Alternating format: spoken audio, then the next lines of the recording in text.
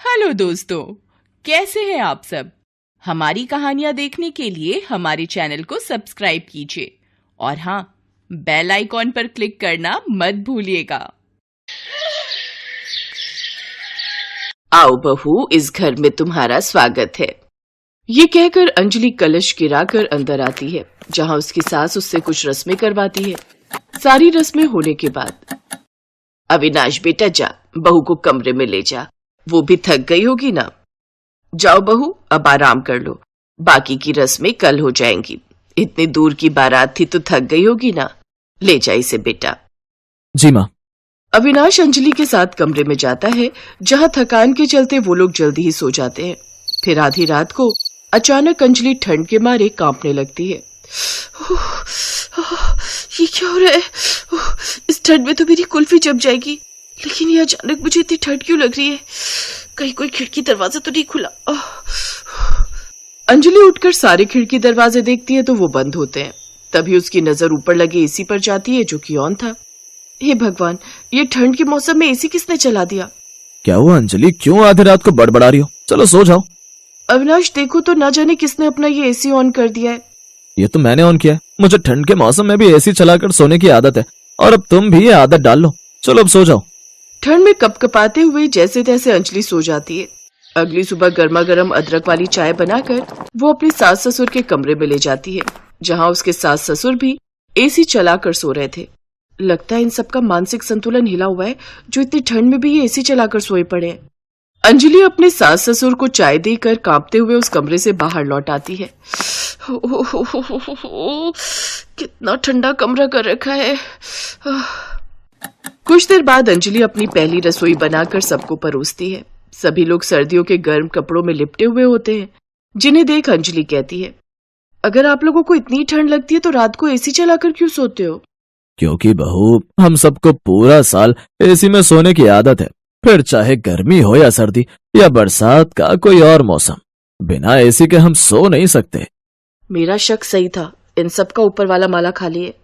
लगता है या तो ये सब खानदानी हिले हुए हैं या फिर नर्स के हाथ से पैदा होते हुए गिर गए होंगे। ऐसे ही कुछ दिन बीत जाते हैं। ठंड थी कि कम होने का नाम ही नहीं ले रही थी। बाहर लगातार कोहरा छाया हुआ था। धूप को निकले कई दिन जो हो गए थे। एक तो इस ठंड में मेरी कुल्फी जम गई है, ऊपर से इतने सारे बर्तन इकट्ठा हो गए। एक काम करती हूँ, अपनी ननद सुप्रिया को बोल देती हूँ मेरे साथ बर्तन धुलवाने में मेरी मदद करेगी। ये सोचकर वो अपनी ननद के कमरे में जाती है। सुप्रिया, आज गाजर का हलवा, पूड़ी, मटर पनीर, काफी पकवान बने थे तो कई सारे बर्तन हो गए। चलो ना, मेरे इन बर्तन धुलवाने में मदद कर दो। ना भाभी ना, इतनी ठंड में मैं तो पानी में हाथ नहीं डाल सकती। इतनी ठंड लग रही है तो फिर ये एसी चलाकर क्यों बैठी हो? ओफो, कितनी बार बताया आपको कि एसी के बिना हम नहीं रह सकते। अंजलि के ससुराल में सबको ठंड में भी एसी में रहने की आदत थी, लेकिन अगर वो गलती से किसी को भी काम के लिए बोल दे तो सभी ठंड के बहाने बना लेते थे। ना बहू ना, मुझसे ये सब्जी नहीं कटती। देख नहीं रही कितनी ठंड है, मुझसे तो रजाई से भी हाथ बाहर नहीं निकाला जा रहा। अच्छा ला, मुझे जरा एसी का रिमोट तो दे, एसी ऑन कर लूं। जी तो चाहता है आज की सब्जी में जहर मिलाकर इन सबको दे दूं। ठंड में एसी में पड़े रहना है, लेकिन काम के लिए बोलो तो सबको ठंड लगने लग जाती है। अब अंजलि खुद ही सारा दिन घर का काम करती रहती और रात को बिस्तर पर सोने जाओ तो एसी के कारण उसे ठीक से नींद नहीं आती। अविनाश जी, आप ये एसी बंद कर दीजिए ना, मुझसे ये एसी की ठंड अब बर्दाश्त नहीं होती। कहाँ ठंड है अंजलि, और तुमने ऑलरेडी 2 रजाई ले रखी है। मैं एक कंबल तुम्हें और दे देता हूँ, लेकिन एसी बंद करने के लिए मत बोलना। तुम तो दिन में भी आराम कर लोगी, लेकिन मुझे तो ऑफिस जाना है ना। मुझे ऐसे नींद नहीं आएगी बिना एसी के। अंजलि का पति उसकी एक नहीं सुनता, जिसका नतीजा ये हुआ कि अगले दिन से अंजलि को ढेर सारी छींकें आने लगी। वो लगातार छींकें मारती जा रही थी। बस अब बहुत हुआ, अब और नहीं। अगर मैंने इन लोगों को सबक नहीं सिखाया तो मेरा भरी जवानी में ही राम नाम सत्य हो जाएगा। बड़ा शौक है ना इन लोगों को ठंड में भी एसी चलाकर सोने का। अब इन्हें बताती हूँ कि ठंड होती क्या है, लेकिन पहले खुद के लिए गर्मा गर्म अदरक वाली चाय बना लूं। अंजलि अदरक वाली चाय बनाकर पीती है, जिसके बाद सबको नाश्ता परोसती है। लेकिन ये क्या, आज तो नाश्ते में गर्मियों वाला नाश्ता था। वो सबके लिए नाश्ते में ठंडा ठंडा बनाना शेक, उसमें आइसक्रीम, कस्टर्ड और ठंडी बर्फ डालकर डाइनिंग टेबल पर रख देती है। भाभी, ये जनवरी का ठंडा महीना चल रहा है, कोई गर्मियों का अप्रैल मई नहीं जो आप ये गर्मियों वाला नाश्ता ले आई। आप लोग जब इतनी ठंड में भी एसी चलाकर सो सकते हैं तो फिर ये ठंडा नाश्ता क्या चीज है? करिए नाश्ता। ठंड में आइसक्रीम डला शेक पीने का भी एक अपना ही अलग मजा है। उफ, ये ठंडा नाश्ता करके तो मेरे दांत ही बजने लगे। अभी तो देखते जाइए आगे आगे होता है क्या। फिर अगले दिन अंजलि सभी के सारे गर्म कपड़े एक साथ धो देती है, जिसके बाद ससुराल वालों के पास एक भी गर्म कपड़ा पहनने के लिए नहीं होता, जिसके चलते सब ठंड से ठिठुरते हुए कहते हैं, बहू मेरी एक भी गर्म शॉल और स्वेटर नहीं मिल रहा, मेरे सभी गर्म कपड़े कहाँ हैं?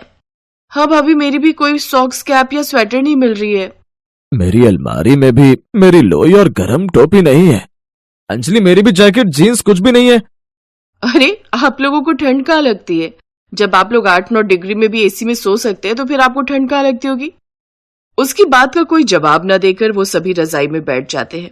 उधर अंजलि भी अपनी हरकतें जारी रखती है। वो घर का गीजर कनेक्शन भी काट देती है, जिससे अब सबको न चाहते हुए भी ठंडे पानी से ही नहाना पड़ता है। हे भगवान, ऑफिस के लिए लेट हो रहा है। ऐसा करता हूँ, अब जल्दी मैं ठंडे पानी से ही नहा लेता हूँ। अविनाश ठंडे पानी से ही नहा लेता है। मेरी तो समझ में नहीं आ रहा, सबका गीजर एक साथ कैसे खराब हो गया।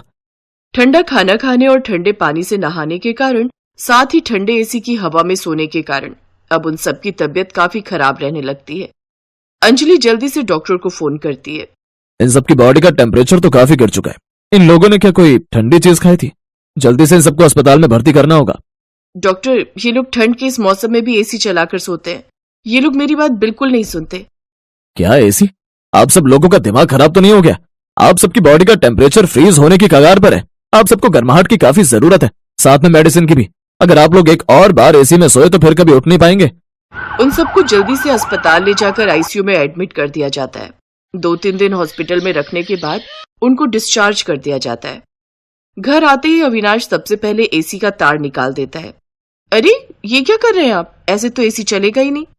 हाँ तो हम लोग पागल थोड़ी ना है जो एसी ठंडी के मौसम में भी चलाकर सोएंगे। हम लोगों को मरना थोड़ी है। बिल्कुल ठीक कह रहा है बेटा। अब एसी चलेगा तो सिर्फ गर्मियों में, सर्दियों में नहीं। निकाल बेटा, सभी एसी के तार निकाल दे। अंजलि अब मन ही मन खुश थी कि कम से कम अब उन सब की ठंड में एसी में सोने की आदत तो छूटी।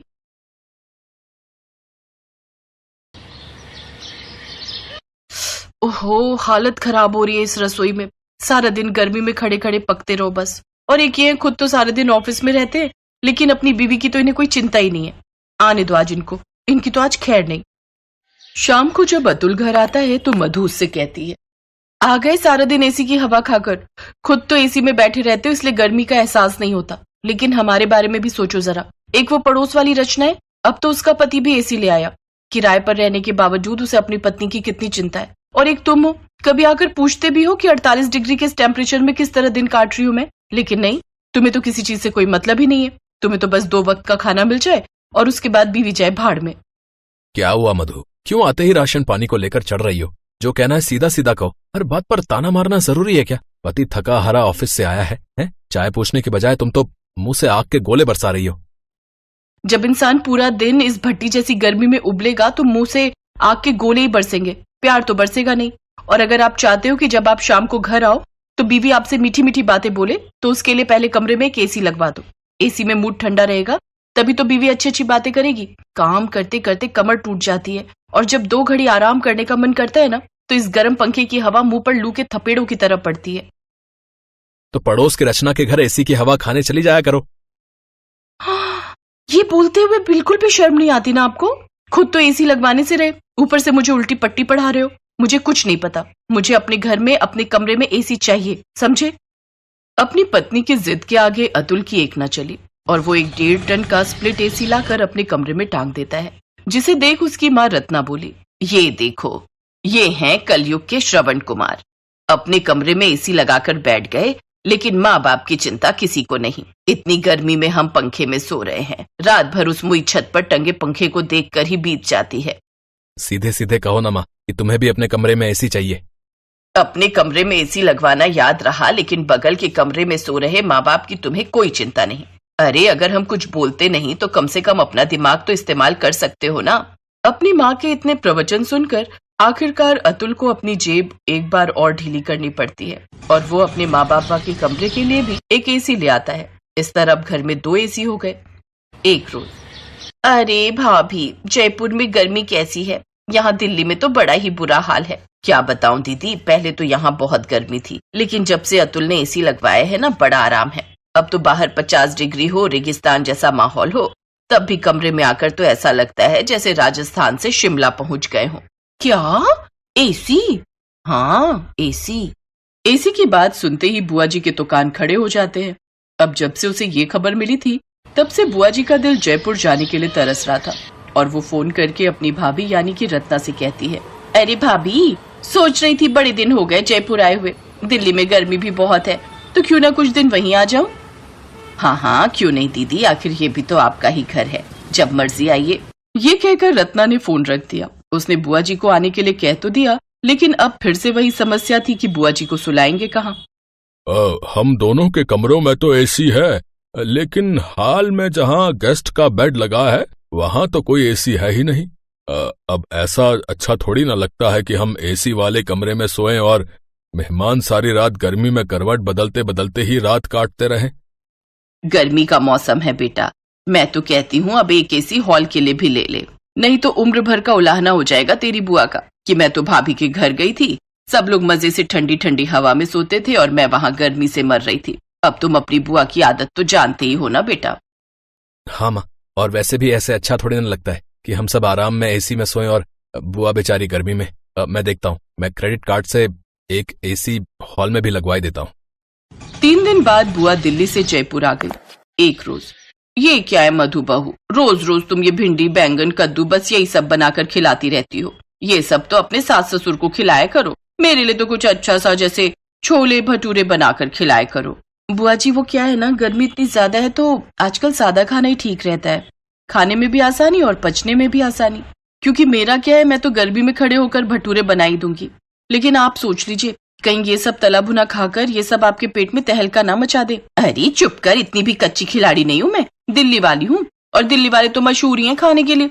भरी गर्मियों में भी जिसने चांदनी चौक के छोले भटूरे पराठे वाली गली के लच्छे पराठे ना खाए हो तो वो दिल्ली वाला नहीं। ओए होए, मेरे मुंह में तो अभी से पानी आ रहा है। तू जा और जल्दी से वही बना, और सुन, साथ में पुदीने की चटनी और रायता भी बना लेना, एसी की ठंडी हवा में बैठकर आराम से खाऊंगी। जी बुआ जी। मधु मुंह लटकाकर रसोई में चली जाती है। बुआ नहीं हो गई, आफत हो गई, जब से आई है बस ऑर्डर पर ऑर्डर किए जा रही है। इतनी गर्मी में शाही खाना बनवाना इनको, सुबह से शाम तो मेरी इस किचन में ही हो जाती है। आखिर क्या फायदा हुआ रूम में एसी लगवाने का जब सारा दिन मैंने रसोई में रहना है। तो उस हिसाब से तो एक एसी रसोई में भी होना चाहिए। आने दो उनको, आज ही बात करती हूँ उनसे। शाम को सारा काम निपटा कर मधु अपने कमरे में जाती है और अतुल से बात करती है। देखो जी, आपकी इन बुआ के लिए तरह तरह के भोग इतनी गर्मी में रहकर बनाने की मेरे बस की तो नहीं है। तुम कहना क्या चाहती हो? यही कि कमरे और हॉल से ज्यादा तो मैं रसोई में रहती हूँ, तो मेरे लिए एक एसी रसोई में भी लगवा दो। क्या तुम्हारा दिमाग खराब हो गया क्या? अगर तुमने मेरी ये बात नहीं मानी ना तो मैं ये घर छोड़कर अपने मायके चली जाऊंगी, फिर संभालते रहना अपने मेहमान को।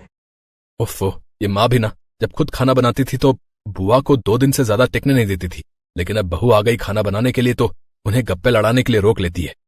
अब अतुल के पास कोई चारा नहीं था और हार थक कर उसे किचन में 1 टन का एसी लगवाना ही पड़ा। अब घर में 4-4 एसी हो गए, जिसे देख बुआ ने कहा, ये आजकल की बहुओं से ना घर में रहकर रसोई में खड़े होकर खाना भी नहीं बनता, इनकी रसोई में भी एसी चाहिए। एक हम थे जो गांव में रहते थे तो कड़ी धूप में भी सारा दिन खेतों में काम करते थे। बुआ की बात सुनकर मधु मुंह बनाकर चली जाती है। ऐसे कुछ दिन बीत जाते हैं, लेकिन बुआ थी कि जाने का नाम ही नहीं ले रही थी। वो सारा दिन हॉल में रहकर एसी की हवा खाती, तो वहीं मधु भी अपने कमरे का एसी बंद करके रसोई में काम के लिए जाती तो वहां का एसी ऑन कर देती। सास ससुर अपने कमरे के एसी में आराम से बैठते। अब तो मधु की सहेली रचना भी उसके घर आती तो 2-2 घंटे उसके कमरे में बैठकर एसी की हवा खाते हुए यहाँ वहां की चुगली करती रहती। बुआ के वहां रहने से सुबह से शाम तक काम कर कर के अब मधु थक गई थी। अब उसने अपने पति से कहा, देखो जी, जब तक बुआ जी हैं मेरी हेल्प के लिए एक नौकरानी लगवा दो ना। अब माँ जी और बुआ जी तो मेरी कोई हेल्प करती नहीं, सारा काम मुझे अकेली को ही करना पड़ता है। अच्छा ठीक है, मैं 1 महीने के लिए किसी काम वाली को लगवा लेता हूँ। लेकिन ये क्या, जो नौकरानी औरों के घर 2 घंटे में काम निपटा कर चली जाती, वो मधु के घर 5-5 घंटे तक काम करती। वो एसी की हवा खाने के बहाने काम पर लगी रहती।